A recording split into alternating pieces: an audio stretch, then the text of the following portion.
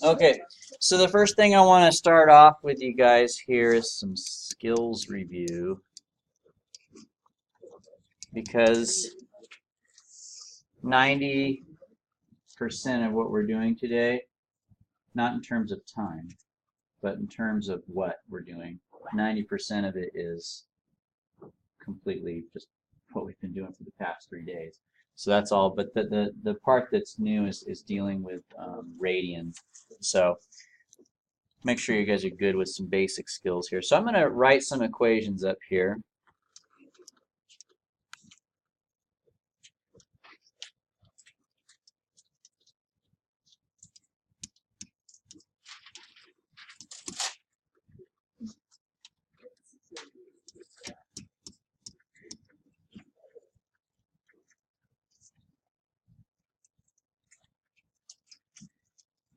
And my goal here is I want to solve for theta.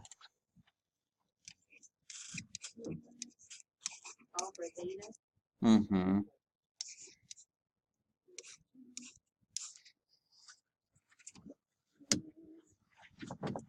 I want to solve for theta. I think one thing that's confusing about this is that there's two weird looking symbols up there, right? There's pi and there's theta, okay? Pi is actually just a number. Theta is actually a variable, and that's what we're trying to solve for. Okay, so you guys can solve this however you want to. So if you're looking at this, think I can get theta by itself just fine. I don't need your help, Mr. Bailey. Then do it however you want. I'm going to show you the way that I recommend people to go about it, though, just because it kind of works every time. It's not necessarily the fastest way, but it always works. So what I'm going to do is I'm going to get rid of the denominators. Okay, what makes this thing confusing is the fact that there's these fractions there. So I'm going to multiply everything by the denominators. And usually it's a good idea to multiply by the biggest denominator. So my biggest denominator there is a 4. So what I'm going to do is I'm going to distribute that to all 3 of those. Okay, so when I do 4 times 2 theta, what's that going to become? Yeah. Now this one, when you multiply here, you're going to get, I put equals, it's plus. When you multiply 4 here, you're going to get 4 pi over 2. You just multiply this number times the top. And then here, you're going to get 12 pi over 4. Okay?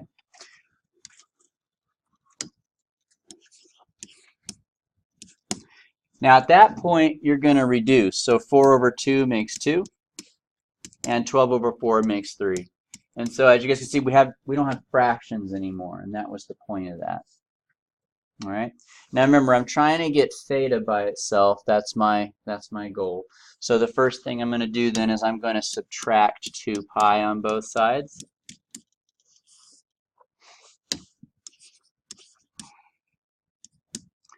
Um, 3 pi take away 2 pi is 1 pi. Right? I'll put a 1 there. You don't need to have a 1, but bless you. Bless you. And then lastly, we're going to divide both sides by 8. And you end up with theta equals pi over 8.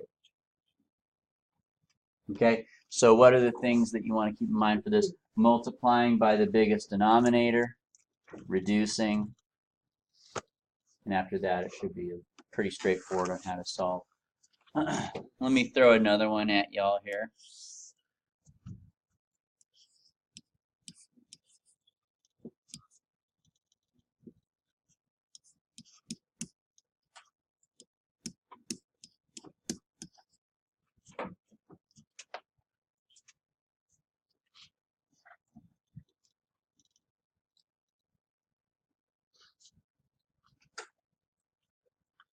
All right, so what would I do first here, guys?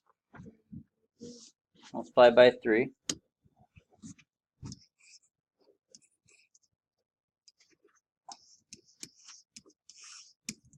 So that's going to give me 3 theta over 2. 3 pi over 3. 3 pi over 2. What reduces here is the 3 over 3, right? Now in this case, we actually still have denominators, right? So we're going to have to do that again. Now, to save yourself some steps, if you're kind of smart about this, you can think, okay, what can I multiply that would cancel both 3 and 2? What's the answer? 6. So if you can find that number, you can save yourself a step. All right, so I'm going to multiply by 2 now.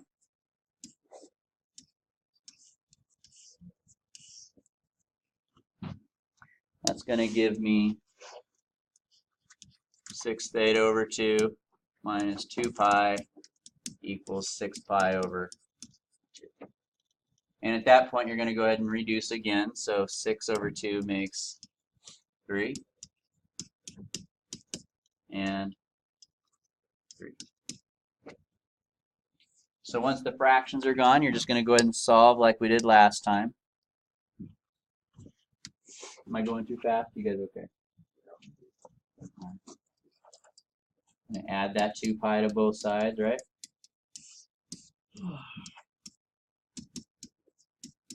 And then divide.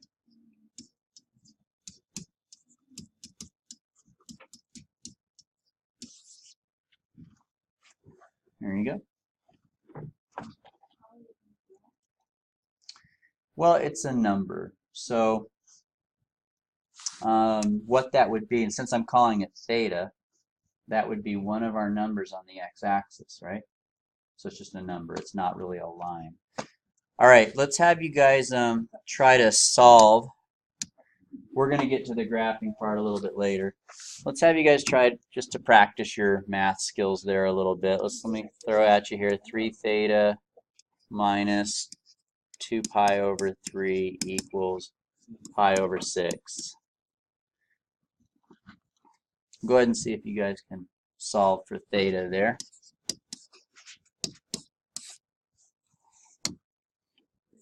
Okay.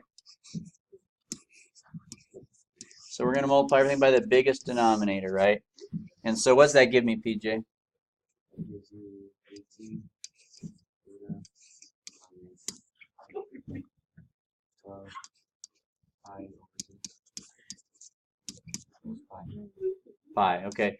And I don't mind if you guys reduce it as you go, like instead of writing 12 pi over 3, if you know already that that's going to be 4, then save yourself a step there. Nora's not here today. Must be that field trip. Amanda, what's next?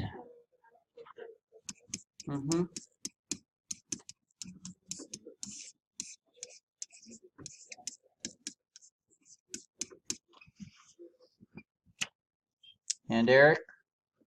Came on. Yeah. That looks like 180. That's kind of confusing. So it's 5 pi over 18 is the final answer.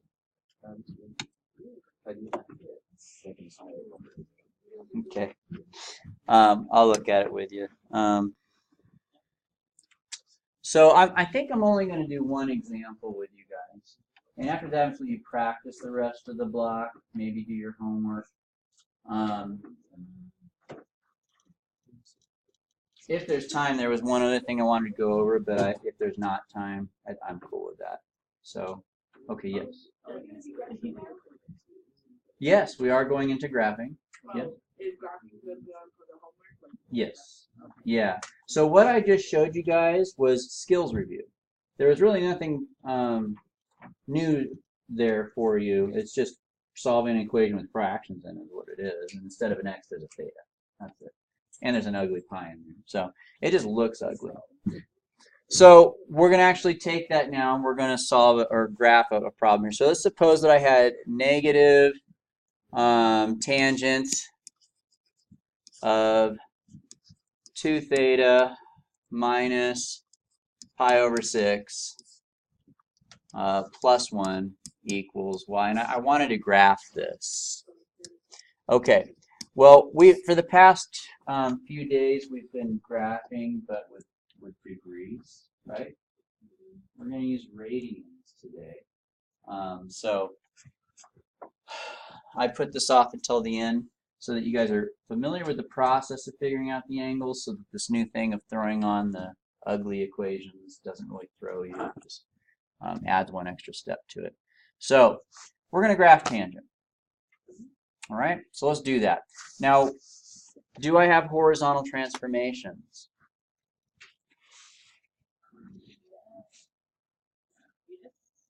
You guys, you're right, Brooklyn, we do.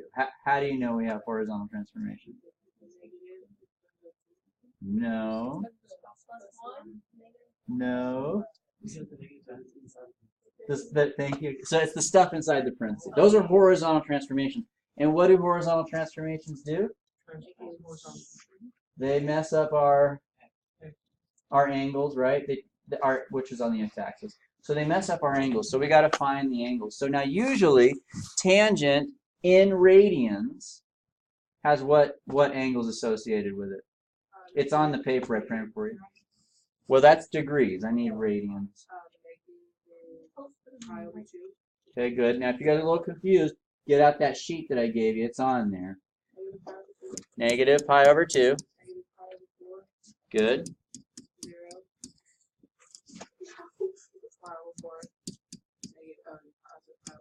There you go. So just like with degrees, I'm going to set this equal to these. And now you guys are seeing why I took the time to kind of go through solving those equations with you now? That's it. That's the only reason we did that. So let's do it. So what am I going to multiply by here? I'm going to multiply by 6. That's going to give me 12. I wanted black. 12. Still purple. Oh well. Minus 6 pi over 6 equals negative 6 pi over 2. I'm going to reduce next. That was nice. It got rid of both my denominators. Then we add the pi.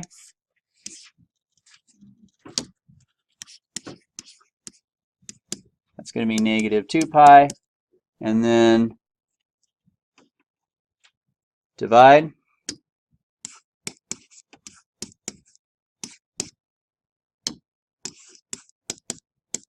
And reduce. So I'm getting negative pi over 6.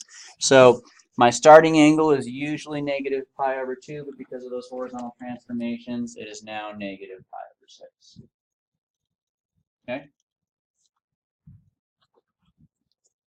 Why don't you guys try the next one? I'll pause for a minute, let you guys do that. Why don't you guys solve this?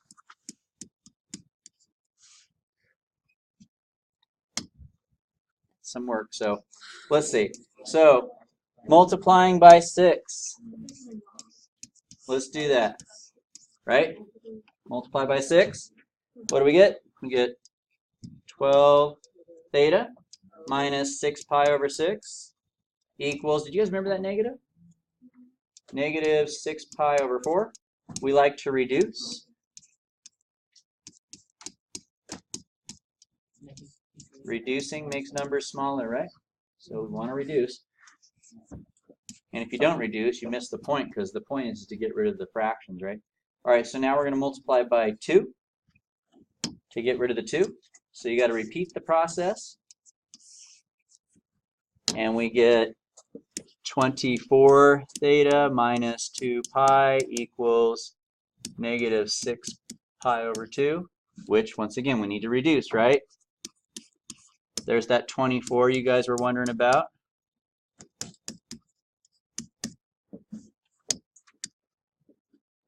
All right, next, add the 2 pi. Get 24 theta equals negative pi. Negative 1, right? Negative 3 and 2 makes negative 1. And then we divide.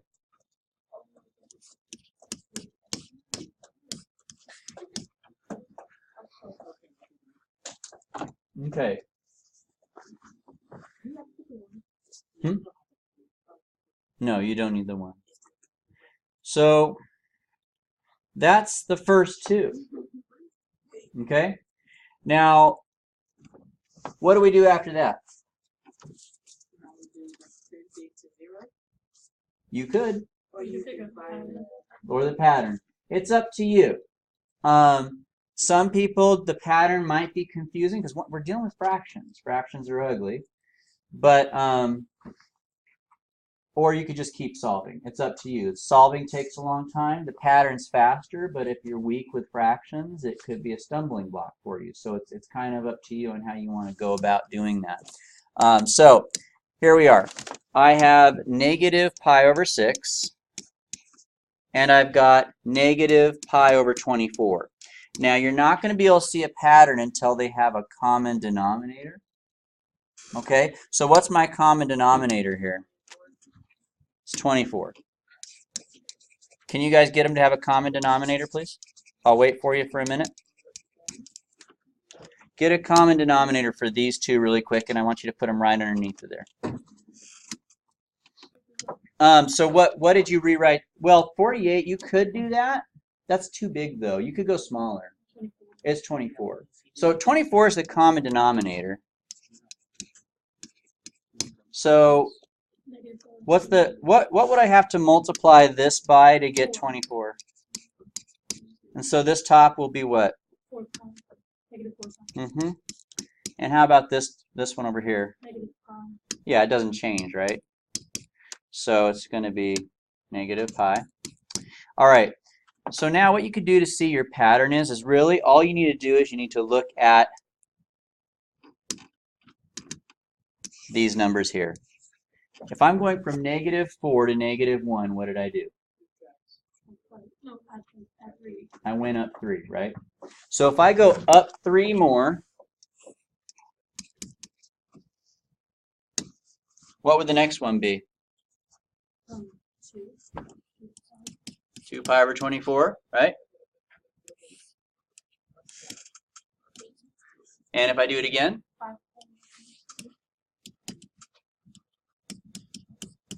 And one more time? And we should technically reduce these.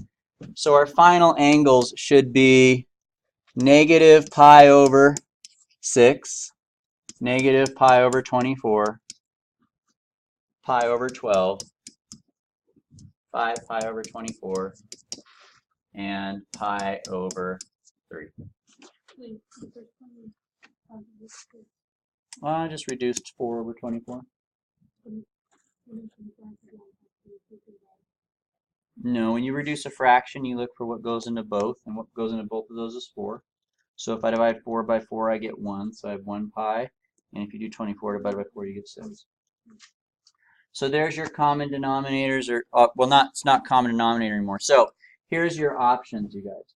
To get the other 3 angles, option 1 is you could do this process. Get a common denominator and then use the pattern.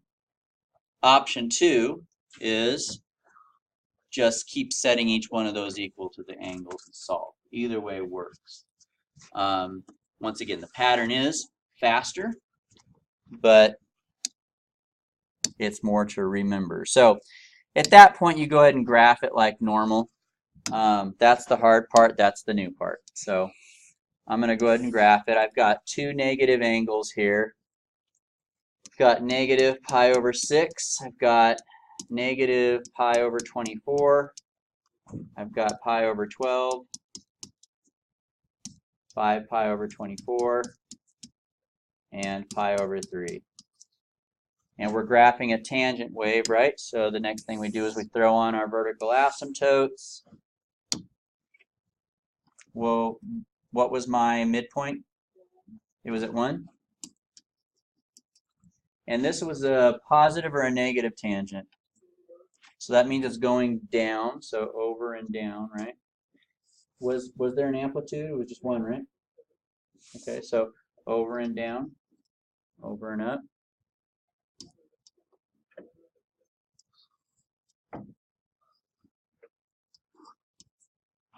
There you got it.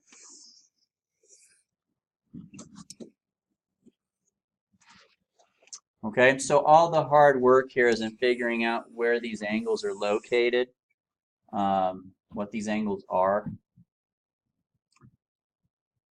The rest of it's old news. Yeah.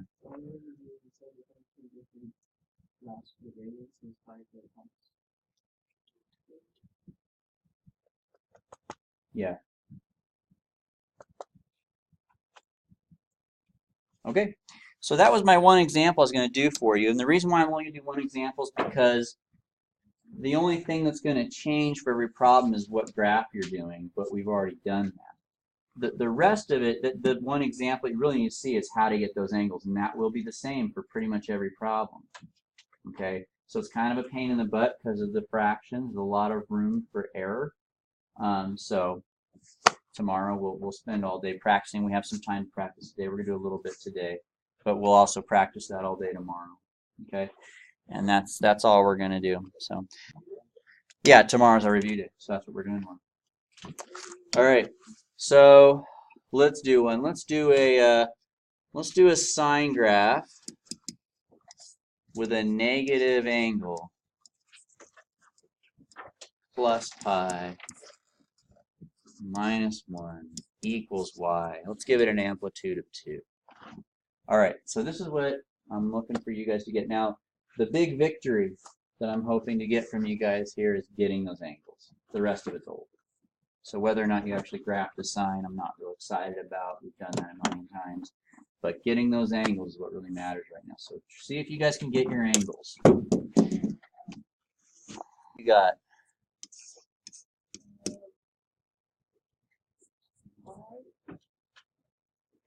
no, afraid not. What do you think it is, Brooklyn?